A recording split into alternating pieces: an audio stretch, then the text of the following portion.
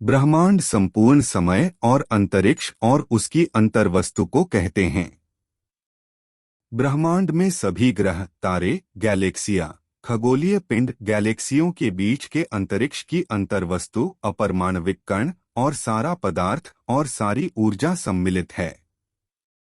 जबकि पूरे ब्रह्मांड का स्थानिक आकार अज्ञात है, अवलोकन योग्य ब्रह्मांड के आकार को मापना संभव है। अवलोकन योग्य ब्रह्मांड का व्यास वर्तमान में लगभग 28 अरब पारसेक 91.1 अरब प्रकाश वर्ष है। पूरे ब्रह्मांड का व्यास अज्ञात है और हो सकता है कि यह अनंत हो। ब्रह्मांड शब्द लैटिन शब्द यूनिवर्सम से लिया गया है, जिसका उपयोग रोमन राजनेता सिसेरो और बाद के रोमन लेखकों ने दुनिया और ब्रह्मांड को संदर्भित करने के लिए किया था, जैसा कि वे जानते थे। इसमें पृथ्वी और उसमें रहने वाले सभी जीवित प्राणी, साथ ही चंद्रमा, सूर्य, तत्कालीन ज्ञात ग्रह बुध, शुक्र, मंगल, बृहस्पति, शनि और तारे शामिल थे। सरल भाषा में कहे तो यह करोड़ों तारे, आकाशगंगा, गैस, ग्रह, नक्षत्र मिलकर ब्रह्मांड का निर्माण करते हैं, जिसका निर्माण काल 13.787 अरब वर्ष पहले शुरू हुआ और ये प्रकाश के गति से बढ़ ही रहा है। बिग बैंग सिद्धांत ब्रह्मांड के विकास का प्रचलित ब्रह्मांड संबंधी विवरण है। इस सिद्धांत के अनुसार अंतरिक्ष और समय 13.787 अरब वर्ष पहले एक साथ उभरा 8 और तब से ब्रह्मांड का विस्तार हो रहा है।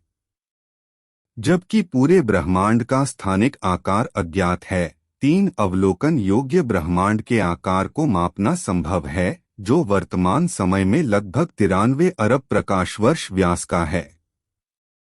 ब्रह्मांड के सबसे पुराने ब्रह्मांड संबंधी मॉडल प्राचीन यूनानी और भारतीय दार्शनिकों द्वारा विकसित किए गए थे और भूकेंद्रित थे, जो पृथ्वी को केंद्र में रखते थे। सदियों से अधिक सटीक खगोलीय अवलोकनों ने निकोलस कोपरनिकस को सौर मंडल के केंद्र में सूर्य के साथ सूर्य केंद्रित मॉडल विकसित करने के लिए प्रेरित किया। सार्वभौमिक गुरुत्वाकर्षण के नियम को विकसित करने में आइजैक न्यूटन ने कोपरनिकस के काम के साथ साथ जोहान्स केपलर के ग्रहों की गति के नियमों और टाइको ब्राहे द्वारा टिप्पणियों पर बनाया। आगे अवलोकन संबंधी सुधारों ने यह महसूस किया कि सूर्य आकाशगंगा में कुछ 100 अरब सितारों में से एक है, जो ब्रह्मांड में कुछ 100 अरब आकाशगंगाओं में से एक है। आकाशगंगा के कई तारों में ग्रह होते हैं।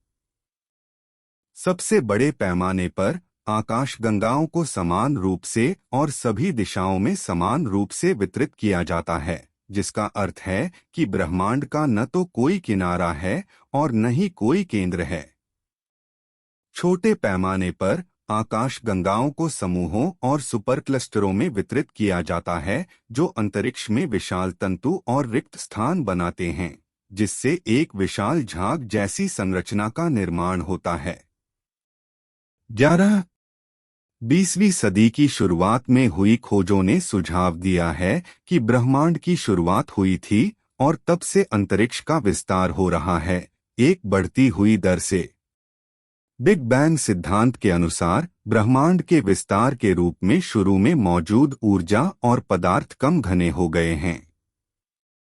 लगभग 10 से 32 सेकंड में मुद्रास्फीति युग नामक प्रारंभिक त्वरित विस्तार के बाद और 4 ज्ञात मौलिक बलों के अलगाव के बाद ब्रह्मांड धीरे धीरे ठंडा हो गया और विस्तार करना जारी रखा, जिससे पहले उपपरमाणु कणों और सरल परमाणुओं को बनाने की इजाजत मिली।